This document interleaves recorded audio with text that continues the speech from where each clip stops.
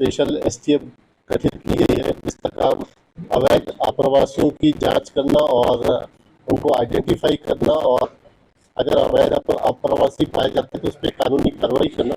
उसके लिए एसटीएफ का गठन किया गया। इसके लिए राज्य शासन से भी निर्देश प्राप्त हुए थे, एमएचए के भी गाइडलाइंस थे। उसी आधार पर एक सूचना प्राप्त हुई थी कि एक महिला है जो बांग्लादेशी महिला है और अपने आप को छिपा के सुपेला क्षेत्र में रहती है, और सूचना की तस्दीक कराई गई और तत्पश्चात प्रवासी को जो बांग्लादेशी महिला थी वो पकड़ाई है। किस रूप में देखते हैं इस विषय को?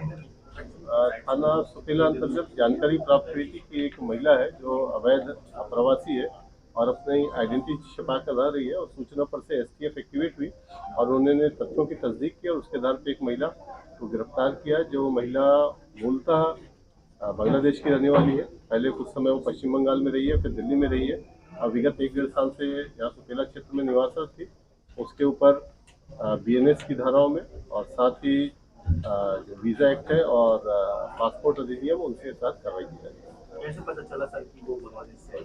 सूचना प्राप्त हुई थी और तस्दीक करने पे वो सूचना सही निकली और लिहाजा एसटीएफ द्वारा कार्रवाई की गई। परिवार से कैसे कांटेक्ट करती थी बांग्लादेश में? कैसे पता चला पैसे भेजती? बांग्लादेश में वो एक ईमो ऐप है, उसके जरिए वो बातचीत करती थी। ईमो ऐप की एक विशेषता है कि उसमें नंबर डिस्प्ले नहीं होते, नाम से ही आता है, और उस ऐप के जरिए वो लगातार उनसे संपर्क में भी रहती थी। और बीच में वो अपने पैसे एक उनके परिचित है कलकत्ता में, उनके मार्फत वो बांग्लादेशी भेजते हैं। तो संदिग्ध गतिविधियां पाई गई क्या?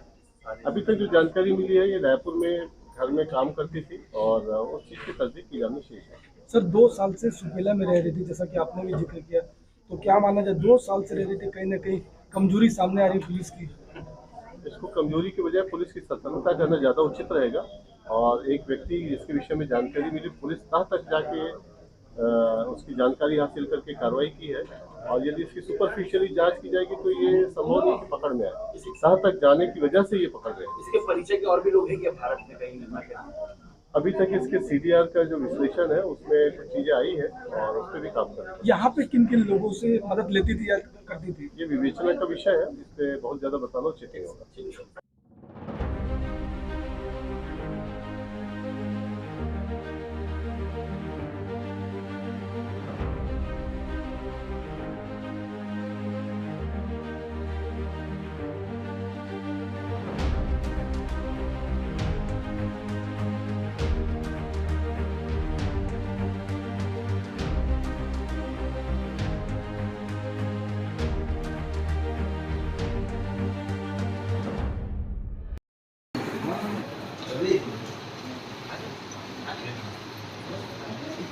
भी आप पीछे ठीक हो ना? ये महिला की तरफ कौन है वो सब?